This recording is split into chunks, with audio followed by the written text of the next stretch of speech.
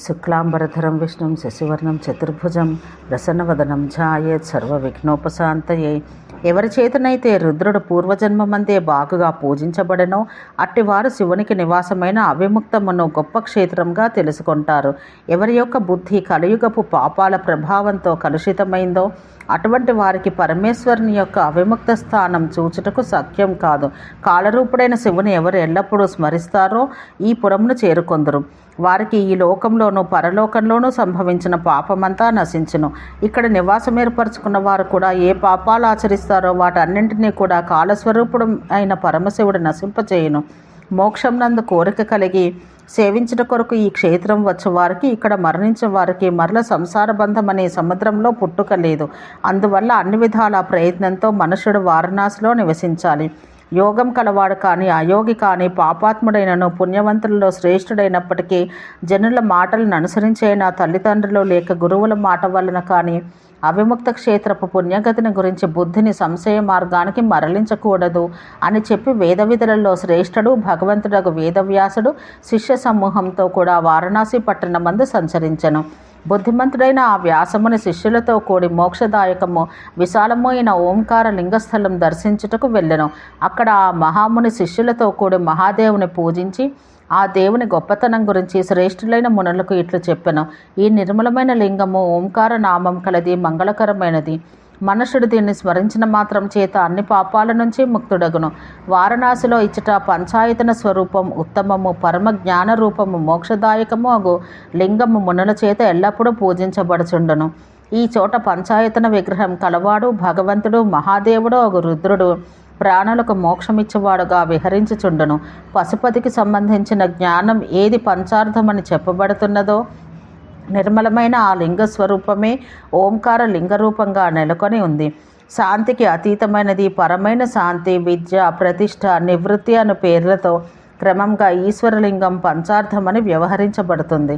బ్రహ్మదేవుడు మొదలైన 5 దేవతలకు ఆశ్రయభూతమైనది ఓంకారం చేత ప్రతిపాదించబడినది అగు లింగము పంచాయతనమని చెప్పబడును. ఈశ్వర సంబంధి నాశరహితము ఒక పంచాయతన లింగమును దేహావసాన కాలంలో స్మరించాలి. అప్పుడే తేజోరూపమైన ఆత్మ ఆనంద రూపంలో లీనం కాగలదు. ఇక్కడ పూర్వం దేవర్షులు, సిద్ధులు, బ్రహ్మర్షులు ఈశానదేవుడకు రుద్రుని పూజించి పరమగతిని పొందినారు. మత్స్యోదరి అనే నది యొక్క ఒడ్డున మిక్కిలి రహస్యము, శుభకరము, పుణ్యమోగ స్థానం కలదు. బ్రాహ్మణోత్తములారా, అది గోచర్మ మాత్ర పరిమాణం కలదే ఉత్తమమైన ఓంకారేశ్వరంగా ప్రసిద్ధమై ఉంది. కృత్తివాసేశ్వర నామం గల లింగమును, శ్రేష్టమైన మధ్యమేశ్వర క్షేత్రము, విశ్వేశ్వరుని మరియు ఉత్తమమైన ఓంకార కపర్ధీశ్వర స్థానం ఇవన్నీ వారణాసి యందు రహస్యములైన శివలింగాలు. శివుని అనుగ్రహం లేకుండా ఎవడూ వీరిని తెలియజాలడు. ఈ విధంగా చెప్పి పరాశర పుత్రుడైన గొప్ప మునియగు వ్యాసుడు శంకరుని యొక్క కృత్తివాసేశ్వర నామకమైన లింగాన్ని సందర్శించుటకు వెడలను. శిష్యులతో కూడా శివుని పూజించి బ్రహ్మవేత్తలలో శ్రేష్ఠుడు పూజ్యుడు ఆ ముని శివుని యొక్క మహత్యాన్ని బ్రాహ్మణులకు తెలియజేసెను. అప్పుడు శివుడు ఆ బ్రాహ్మణులను రక్షించుటకు లింగం నుండి ఆవిర్భవించెను. భక్తవత్సలుడకు త్రిలోచనుడు తన భక్తులను కాపాడుకొనును. గజరూపంలో ఉన్న రాక్షసుని శివుడు శూలంతో చులకనగా చంపి ఆ ఏనుగు చర్మాన్ని వస్త్రంగా చేసుకొనెను. అందువల్ల కృత్తివాసేశ్వరుడయ్యను. ఇచ్చట పూర్వం మునులు, మునిశ్రేష్ఠులు గొప్ప సిద్ధిని పొందిరి. తమ ఆ శరీరంతోనే పరమపదం చేరుకొనిరి. విద్యావిద్యలకు ఈశ్వరుడైన శివరూపులకు ఏ రుద్రులను గురించి మీకు తెలుపబడిందో వారు కృత్తివాసేశ్వర నామకలింగాన్ని ఎల్లప్పుడూ పరివేష్టించి ఉంటారు. కలియుగం అధర్మంతో నిండినదని, ఘోరమైనదని తెలుసుకొని జనులు కృత్తివాస తీర్థం విడిచి వెళ్ళరు. అట్టివారు ధన్యులంటలో సందేహం లేదు. ఇతర స్థలాల్లో వేల కొలది జన్మలెత్తుట ద్వారా మోక్షం లభించునో లేదో, ఈ కృత్తివాస తీర్థమందు మాత్రం ఒక్క జన్మతోనే మోక్షం లభించును. సమస్త సిద్ధులకు ఆలయం వంటిదని ఆ స్థానం గురించి చెప్పుదురు. ఇది ఆదిదేవుడు మహాదేవుడకు శివుని చేత రక్షించబడు స్థలం. ప్రతి యుగమందు ఇక్కడ ఇంద్రియ నిగ్రహం కలవారు వేదపారకులైన బ్రాహ్మణులు మహాదేవుని పూజిస్తారు, శతరుద్రియం జపిస్తారు. త్రయంబకుడు మహాదేవుడు ఒక దేవుని అంతటా వ్యాపించి ఉన్న స్థానం ఒక శివుని హృదయంలో ఎల్లప్పుడూ ధ్యానిస్తూ స్తోత్రం చేస్తారు. సిద్ధులు ఇక్కడ గీతాలు పాడుతారు. వారణాసి యందు నివసించువారు కృత్తివాస దేవుని శరణ పొందిన వారికి ఒక్క జన్మంతోనే మోక్షం లభిస్తుంది. లోకాలకు ఇష్టమైన మిక్కిలి కష్టంతో పొందదగిన బ్రాహ్మణ కులంలో జన్మను పొంది ధ్యానం అవలంబించి రుద్రుని జపిస్తారు. సన్యాసుల మనసులో మహేశ్వరుని ధ్యానం చేస్తారు. వారణాసి పట్టణంలో నివసించే మునీశ్వరులు ప్రభువైన ఈశ్వరుని ఆరాధిస్తారు. కపటం లేని వారే యజ్ఞాలతో పూజిస్తారు. రుద్రుని స్తోత్రం చేస్తారు. శంభునికి నమస్కరిస్తారు. ఇంకను వారణాసి మహత్యం చెబుతూ సూతుడు బుద్ధిమంతుడైన వ్యాసముని మునులతో వీడుకోలు పొంది దేవదేవుడైన శివుని యొక్క నాశరహితమైన కపర్ధీశ్వర లింగాన్ని చూడడానికి వెళ్ళెను. అతడక్కడ విధి ప్రకారం స్నానము పితృతర్పణం చేసి పిశాచమోచనం అనే పేరుగల తీర్థంలో శివుని పూజించెను. అక్కడ ఆ మునులు తమ గురువుతో కూడా అద్భుతాన్ని చూచిరి. క్షేత్ర మహత్వంగా తలచి గిరీశుడైన శివునికి నమస్కారం చేశారు. అప్పుడు వారి దగ్గరికి భయంకర రూపం గల ఒక పులి కపర్ధీశ్వర లింగం దగ్గర ఒక ఆడజింకను చంపుటకు వచ్చెను. భయంతో ఆ జింక ప్రదక్షిణాలు చేసి తత్తరపాటుతో పరిగెత్తుతూ పులి చేతిలో చిక్కెను. చాలా ఎక్కువ బలం కల శార్దూలం వారియైన తన గోళ్లతో ఆ జింకను చీల్చి ఆ మునులను చూసి మరొక నిర్జన ప్రదేశానికి వెళ్ళింది. ఆ హరిణి కపర్ధీశలింగం ముందు భాగంలో మరణించిన వెంటనే ఆకాశంలో సూర్యునితో సమాన కాంతి గల గొప్ప జ్వాలారూపంలో కనిపించెను. అది 3 కన్నులు కలిగి నల్లని మెడకలదై చంద్రకళతో కూడిన తలకలదై వృషభం నధిరోహించి అటువంటి ఆకారం గల పురుషులతో కలిసి ఉండెను. ఆకాశచారులైన దేవతలు ఆ జింక తలపై అప్పుడు పుష్పవర్షం కురిపించారు. తర్వాత ఆ జ్వాల గణేశ్వర రూపాన్ని పొంది అదృశ్యమైంది. ఈ గొప్ప అద్భుత దృశ్యాన్ని చూసి జైమిని మొదలైన వారు తమ గురువైన వేదవ్యాస మునిని కపర్ధీశ్వర క్షేత్ర మహత్యం తెలుపమని ప్రశ్నించారు.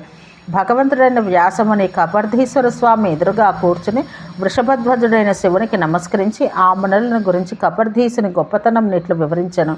ఈ కపర్ధీశ్వరుని స్మరణ మాత్రం చేతనే సమస్త పాప సమూహం వెంటనే నశిస్తుంది. కామం, క్రోధం మొదలగు కల దోషాలు, సమస్త విఘ్నాలు వారణాసి యందు నివసించే ఈ దేవుని పూజించటం వల్ల నశించును. అందువల్ల ఎల్లప్పుడూ కపర్ధీశ్వరుని దర్శించాలి. ప్రయత్నపూర్వకంగా పూజించదగినది, వైదిక స్తోత్రాలతో కొనియాడదగినది. శాంతమైన మనసు కలిగి నిత్యంగా ధ్యానించి యోగులకు 6 నెలల కాలంలో యోగసిద్ధి లభించును. బ్రహ్మహత్య మొదలైన పాపాలు ఈ దేవుని పూజించడం వల్ల నశించును. ఇక్కడికి సమీపంలోని పిశాచమోచన అనే కుండంలో స్నానం చేసిన వారికి కూడా పాపములన్నీ తొలగును.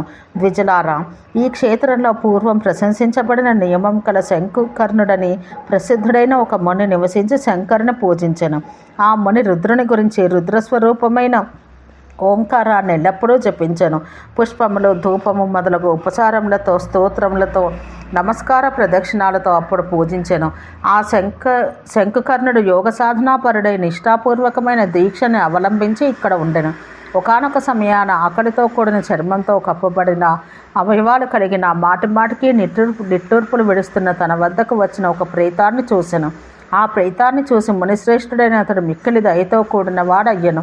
తర్వాత నీవెవరవు, ఏ ప్రదేశం నుండి ఇక్కడికి వచ్చితివి అని ప్రశ్నించగా ఆ పిశాచం ఆకలి బాధతో పీడించబడుతున్నట్లు ఇట్లు పలికెను.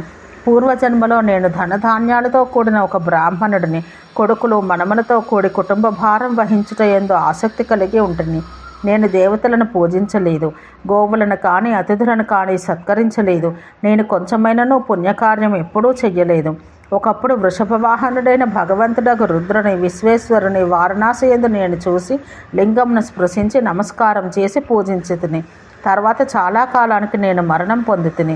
ఓ మునీశ్వర, అయినప్పటికీ నేను భయంకరమైన యమలోకానికి పోలేదు. కానీ ఒక్కమారు విశ్వేశ్వర దర్శన నమస్కారాల చేత యమలోకానికి దూరుడనైతిని. ఇటువంటి పుట్టుకను పిశాచ జాతికి సంబంధించిన దాన్ని పొంది ఆకలితో పీడించబడి, దాహంతో ఆక్రమించబడి, ఆ బాధతో మంచి చెడులు గుర్తించకపోతిని. ఓ మహాత్మా, నాకు ఈ జన్మ నుండి విముక్తి కలిగించుటకు నీవేదైనా ఉపాయం కనుగొనేడలా దాన్ని నా విషయంలో అనుగ్రహించుము. నీకు నమస్కారం, నిన్ను నేను శరణ పొందుతున్నాను అని పలికిన పిశాచానికి ఆ శంకుకర్ణుడు ఇట్లు పలికెను. ఓయి, ఈ లోకంలో పుణ్యవంతులలో శ్రేష్ఠుడు నీ వంటి వారు మరి ఒకడు లేడు. ఎందుకంటే నీవు పూర్వం భగవంతుడు, ప్రపంచమునకు అధీశ్వరుడు ఒక శివుని స్వయంగా చూచావు, స్పృశించావు, ప్రణామం చేశావు. అందుకే భూమి మీద నీతో సమానుడు ఎవ్వరూ లేరు. కాబట్టి పూర్వకర్మ ఫలరూపంగా నీవు ఈ దేశానికి వచ్చావు. నీవు సావధానుడవై శీఘ్రంగా ఈ పుష్కరిణిలో స్నానం చేయము.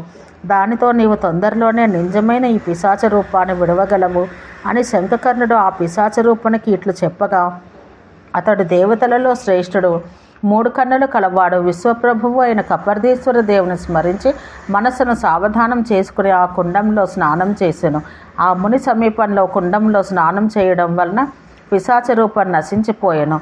అప్పుడు అతడు శ్రేష్టములైన ఆభరణములతో అలంకరించబడిన వాడై సూర్యునితో సమానంగా ప్రకాశిస్తున్న విమానమందు చంద్రకళతో కూడి ఉన్న అందమైన శిరోభాగం కలవాడై సాక్షాత్కరించెను. ఓం శాంతి శాంతి శాంతి.